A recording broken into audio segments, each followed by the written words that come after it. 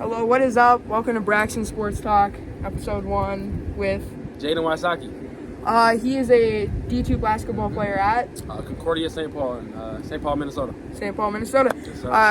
Yes, The background's beautiful today, as we got. Beautiful day. Beautiful day. Nobody's out here, so perfect timing. Absolutely. Thanks for having me, man. Appreciate it. Yeah. So, I got a couple questions for you to start. Absolutely. So we got question 1. So, what does a normal day look like? Yeah, so right now it's the end of summer, so we're wrapping up off season. This off season's been real busy. I've been working out probably 2 to 3 times a day.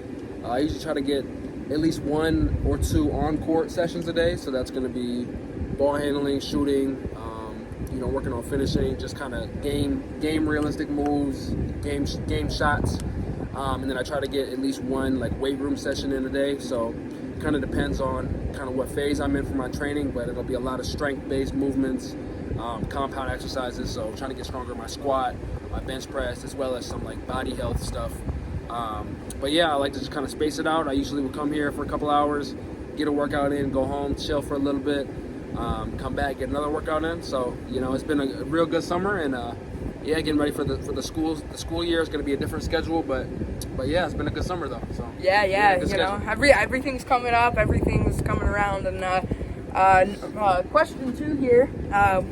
We got how do you balance sports and education at the same time? Because that's hard to do, especially just at my level, just playing amateur sports. I can't imagine you having to balance sports, which you have to practice a lot. Right. I know you have to keep your body up, and how do you do that? Yes, sir.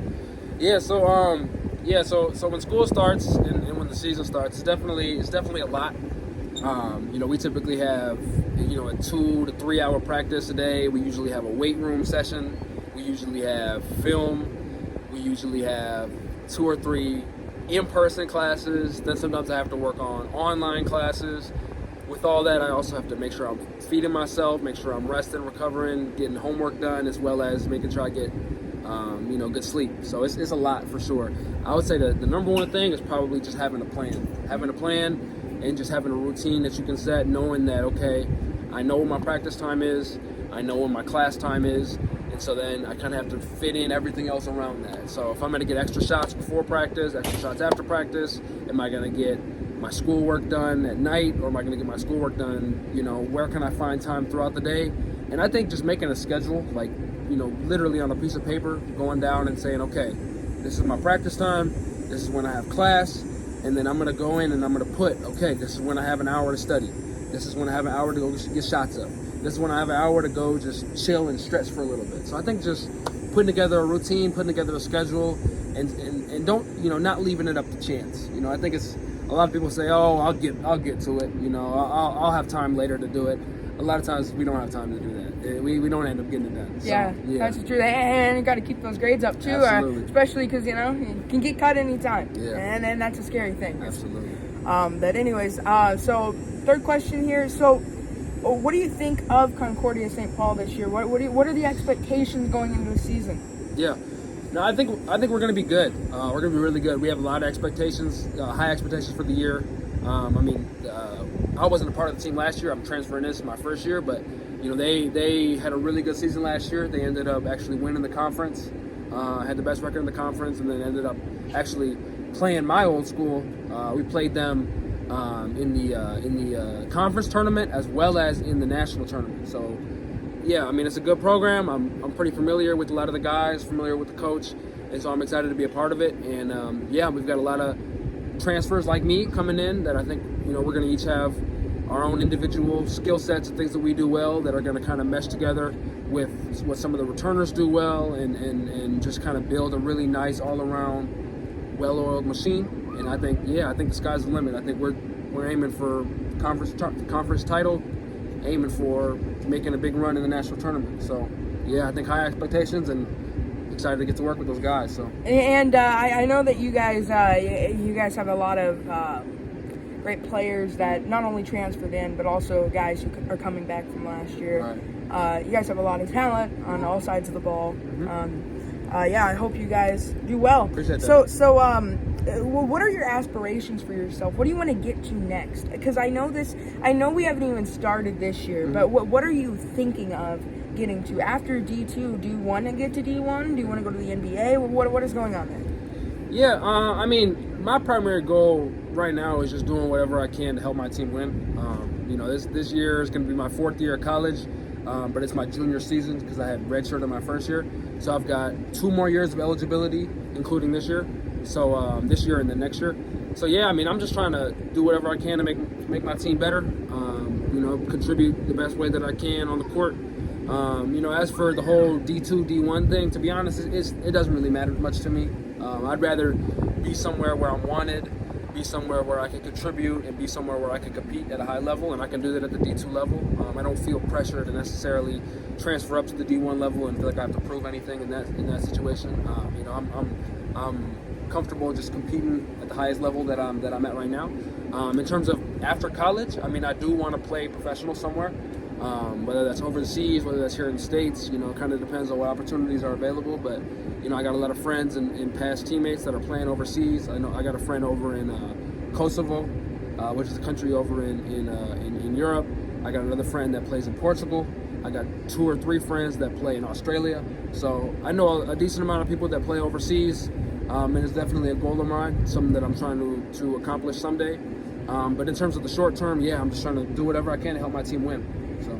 So another question here, which it's a little random, but I think it's a good question. Who is your favorite NBA team?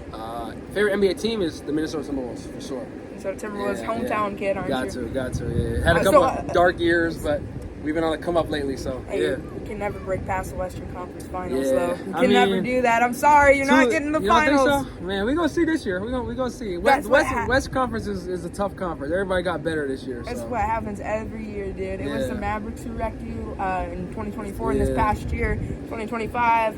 OKC, man, you can't get past OKC. I'm sorry, man. We'll see. We'll see what happens this year. We'll see.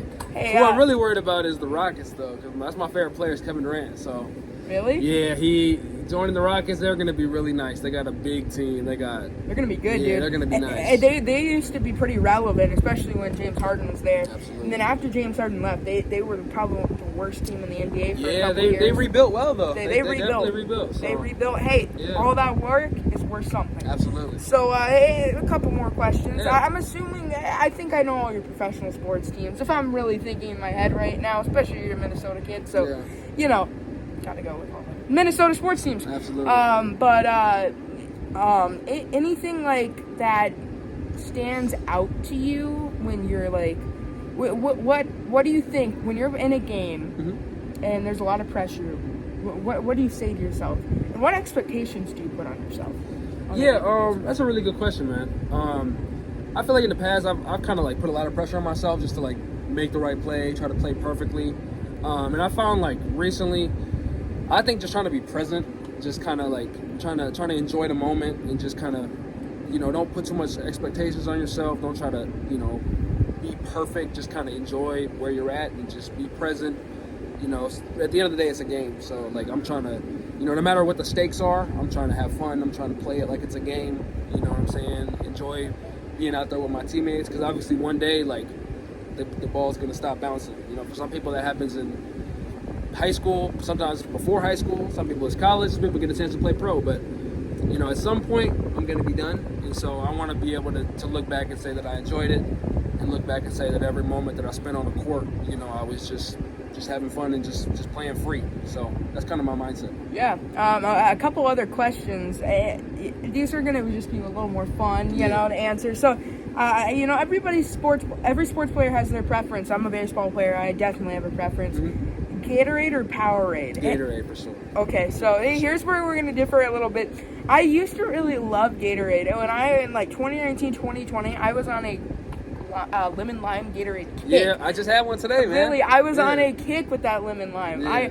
You know what? Like that used to be my favorite flavor, and everybody's like, "You're so weird." Actually, now people are coming around to it though. The lemon lime? Yeah, and I know you like orange, and that's orange, just weird. Everybody in the comments here can say L flavor. Man, I don't know. I think people are gonna be with me on that. Oh, really? Orange Gatorade is top tier. Comment L or W. But W for sure. W.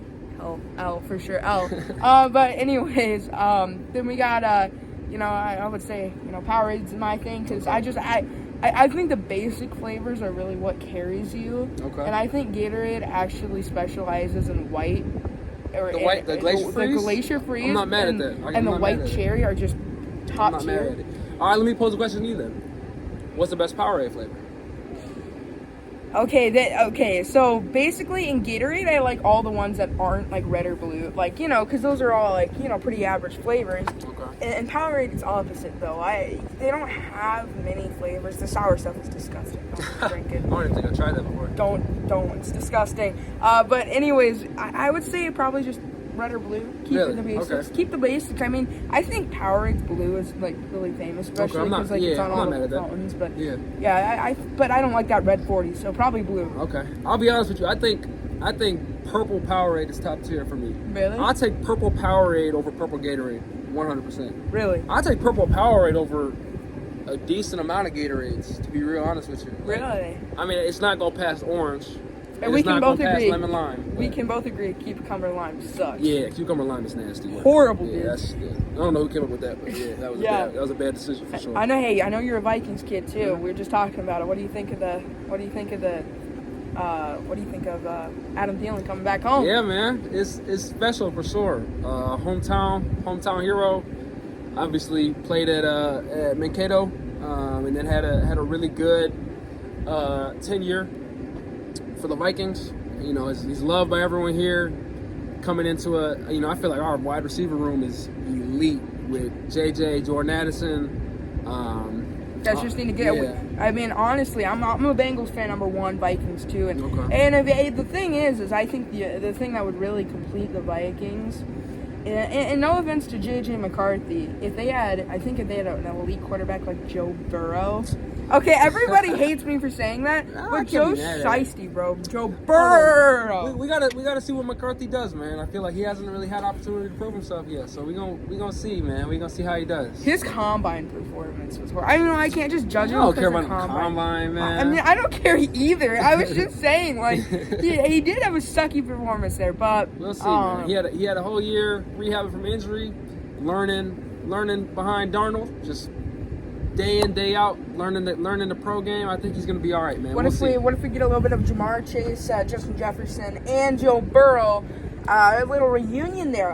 By the way, I think if the Bengals had Justin Jefferson, I think they'd just be the best offense in the league. They're already top 5. Yeah, it would be scary. They're already top 5. Yeah. They're already scary. But, I mean, then scary. You got the 3 LSU 2019s. I mean, Jamar and JJ are far and away the best 2 receivers in the league already. So yeah, that would be scary. Low-key, it would be definitely scary.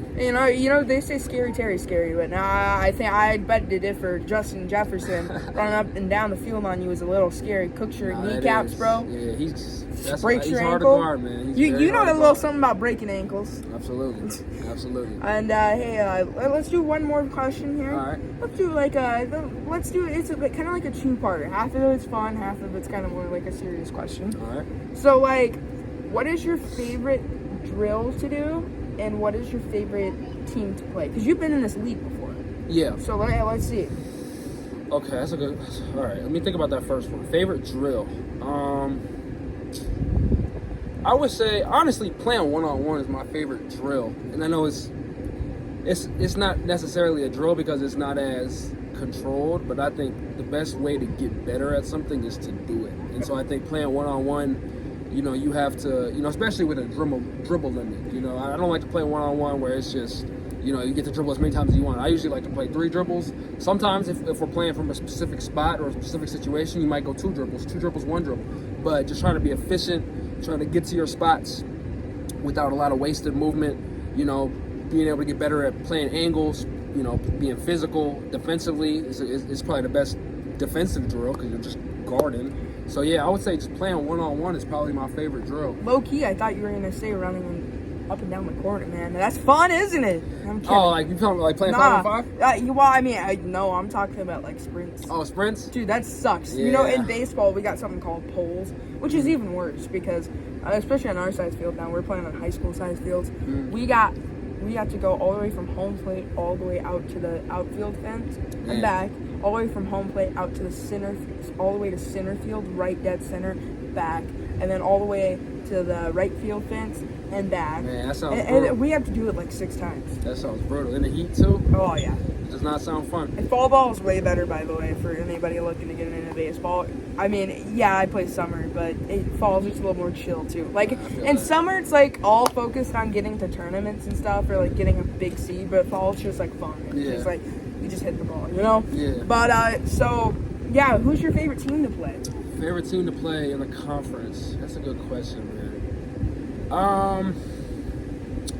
I mean, playing against Concordia was fun back when I was in Minot. That's where I spent my first 3 years in this league, was at Minot State in North Dakota. I enjoyed playing against Concordia. Now that I remember Concordia, we'll have to kind of see. But I would also say, I mean, I enjoy playing against Moorhead. That's where my little brother played at. Moorhead State, baby? Moorhead, yeah, Minnesota State Moorhead. My little brother Sean played there last year. He transferred to University of Denver in the Summit League for this year. But yeah, I enjoy playing against them. Who else did I like playing, man? I liked playing. I mean, a lot of people don't necessarily like them as much, but Duluth. I like playing Minnesota Duluth. You know what I'm saying? They got a lot of good players, great experience, good head coach. So yeah, I mean, I really had a lot of respect for every team in our conference. So yeah, it's a great Duluth league. is kind of like the rich kid school. Yeah. We don't need to get into that, but I've been up there and yeah, kind of like the rich kid. They got a good school for sure, man. It's a good school. Good campus. It's like maybe I shouldn't say this. I don't know. It's kind of like the Harvard of Minnesota in a way. I could say that, yeah. Especially, I mean, you see all the kids, and it's definitely mommy and daddy's money. Yeah. No, I feel it. Like, BMWs. I'm kidding. Let's get on that topic. I don't want this to be controversial.